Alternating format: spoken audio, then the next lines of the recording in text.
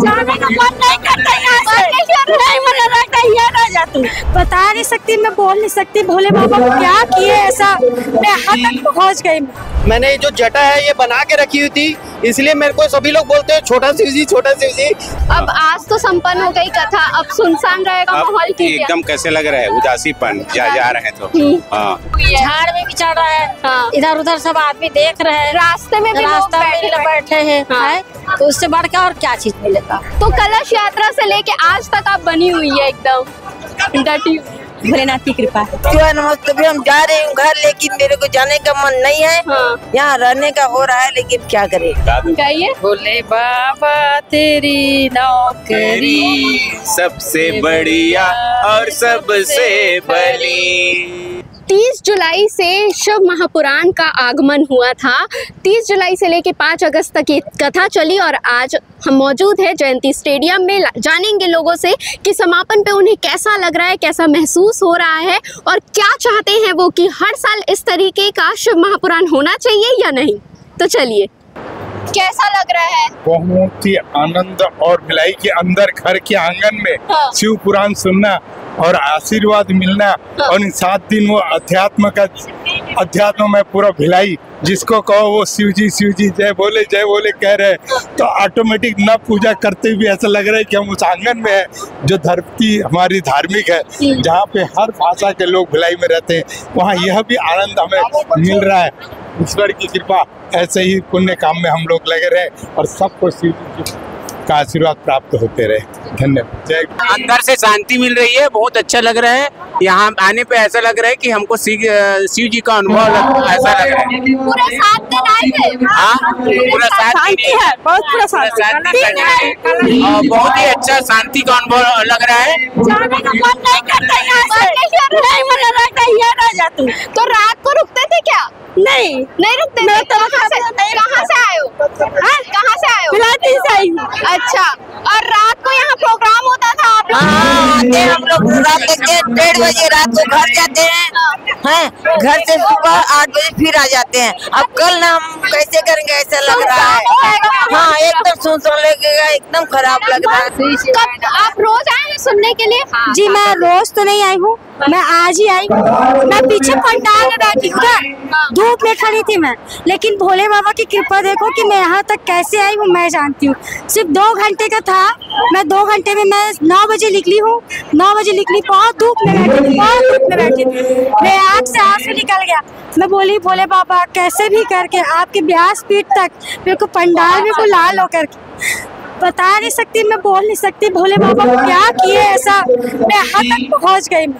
मेरे को खुशी हो रही है कि यहाँ आके सामने से देखी हूँ मैं, लेकिन बस इतना आशा और था कि एक 1.5 पत्ती बस मिल जाकर, कोई नहीं, लेकिन कृपा से फूल तो मिले आज। हाँ।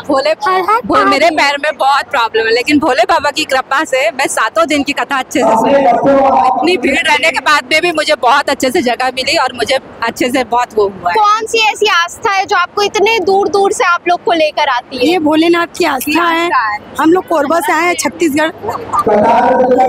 भोलेनाथ की आस्था है, शिव भक्त लोग बहुत हैं। हमने जो प्रदीप मिश्र जो बोलते हैं, जो बताते हैं, उनको हम धारण करते हैं। हम तो पहले से ही पूजा करते हैं शिव जी की, मगर अपने दिल से और आस्था से, अपने विश्वास से, मगर इसको उजागर करने के लिए। आपका काम हुआ?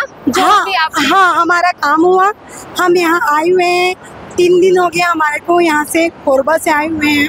आज की कथा सुनी आपने? हाँ, आज क्या की कथा कुछ बताया महाराज जी ने? आज की कथा में मतलब कुछ अच्छी बातें बताई हैं, जैसे कुछ बातें आप बता सके कथा की तो? हाँ। हम लोग जो दिए हैं बाबा भोलेनाथ पर श्री मिश्र जी, सब भाई बहन से बाबा और सब सिलसिला नमस्तुतम बोलते रहे, सबका दुख काटे भोलेनाथ। आज की कथा में क्या बताए महाराज? आज की कथा में जो बताए हैं वो भोलेनाथ ही बताए। आज की कथा में उपाय मतलब वो बताए हैं, पशुपति कैसे रहते हैं। पशु दिया ले जाना है, 5 टहुआ जलाना है, 1 दिया लिया के अपने घर में जलाना है। मैं भी की हूँ, 2 बार की हूँ, फिर तमन्ना है करने के लिए। ठीक है, ठीक जी, बनकर बहुत अच्छा लग रहा है। श्री शिव नमस्तुभम। मैंने जो जटा है ये बना के रखी हुई थी, इसलिए मेरे को सभी लोग बोलते हैं छोटा शिव जी, छोटा शिव जी। इसलिए मैं आज अपना वेश में यहाँ पर प्रदीप मिश्रा जी की कथा सुनने आया था। और संपन्न हो गई कथा, आपने सातों दिन सुनी है कथा? मैं सातों दिन, मेरे बेटे की तबीयत खराब थी करके मैं बीच में तो नहीं आ पाया, लेकिन मैं पूरा एकदम सोच के रखा था।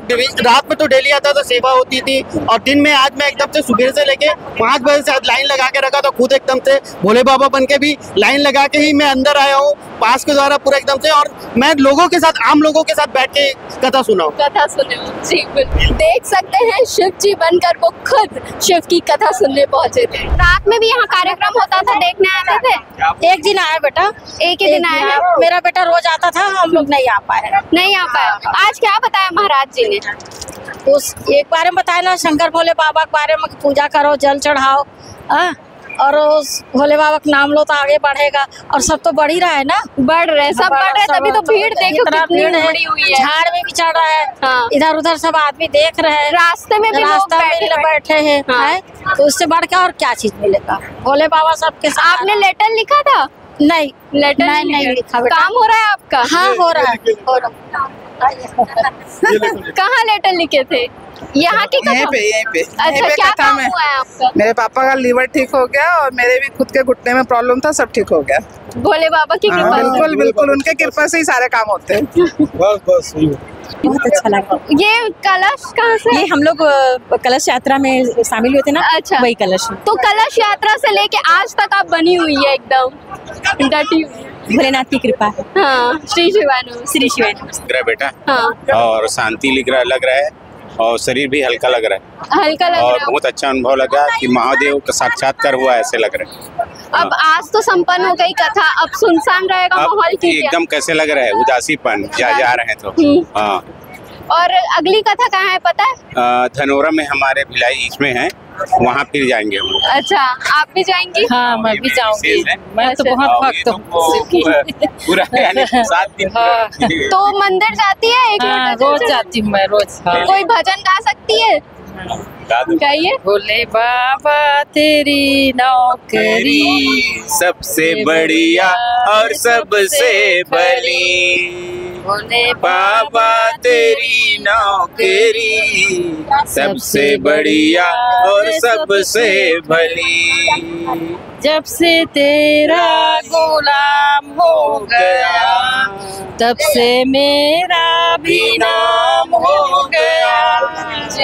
नमस्ते, भी हम जा रहे हैं घर, लेकिन मेरे को जाने का मन नहीं है। हाँ। यहाँ रहने का हो रहा है, लेकिन क्या करें। यहाँ रहते थे? सेक्टर 6 से आई हूँ। अच्छा। 7 दिन तक सुनी हूँ पूरा 7 दिन सुनी हूँ। मेरे को लगवा है। व्यवस्था कैसी थी यहाँ? बहुत अच्छा था व्यवस्था।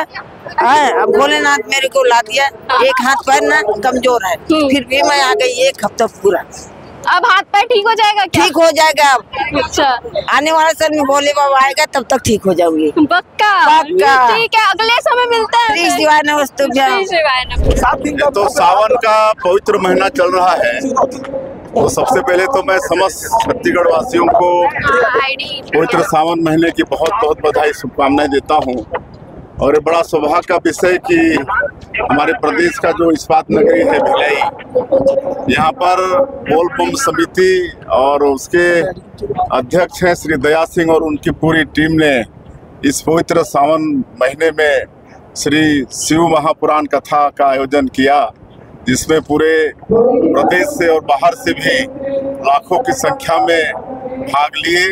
और 7 दिनों तक श्री शिव महापुराण की कथा का अविरल धारा यहाँ पर बही, और ये सौभाग्य है छत्तीसगढ़ के लिए।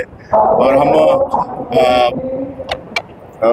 कथावाचक पंडित प्रदीप मिश्रा जी का बहुत बहुत धन्यवाद करेंगे कि उन्होंने यहाँ पर आकर 7 दिनों तक शिव पुराण अपने श्रीमुख से कही, और पूरे देश और विदेश में घूम घूम कर श्री शिव पुराण महाकथा अपने श्रीमुख से सुनाकर उस श्री सत्य सनातन धर्म को मजबूत करने का काम कर रहे हैं।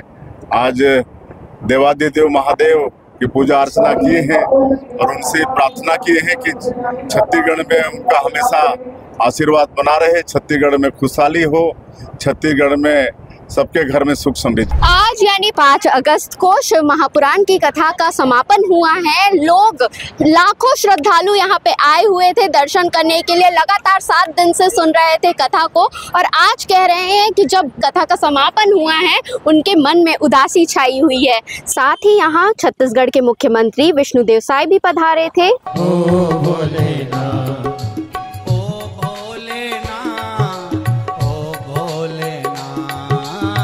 ऐसे ही खबरों के लिए सीजी भास्कर के साथ जुड़े रहे। मैं आस्था तिवारी अपने सहयोगी नागमणि के साथ।